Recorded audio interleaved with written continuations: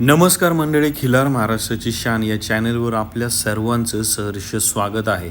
नुकतंच आपण नरंदे गावातलं प्रदर्शन पार पाडलं, ते चित्रीकरण पूर्ण झालं आणि समडोळीच्या परिसरामध्ये आपण सांगली जिल्ह्यामध्ये होतो. समडोळी गावामधले रितेश पाटील जे आहेत, ह्या शेतकऱ्याने सांभाळलेली एक जातिवंत सुंदर गाय, की जी काळी मोरी गाय आपण पाहतोय, तिला झालेली एक वासरू पण आहे.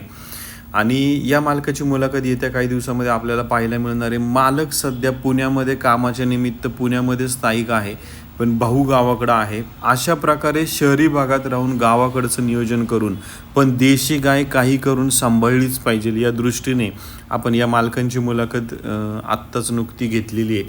खरं पाहायला गेलं तर आज आपण नक्कीच मालकांचं कौतुक करूया, की शहरी भागात राहून देखील कामाच्या व्यापातनं गावाकडे फोनच्या माध्यमातून वारंवार सुट्टी असताना त्या काळात जाऊन येऊन देशी गोवंश सांभाळण्यामध्ये आज शेतकरी पुढाकार घेताना दिसत आहे.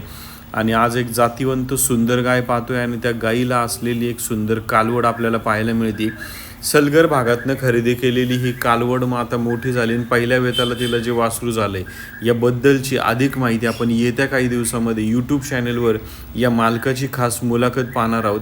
आणि सर्वात महत्त्वाचं म्हणजे सलगर भागातनं आणलेली कालवड बुजार कशी काय कशी आहे, या संदर्भातली ही माहिती आपण पाहणार आहोत.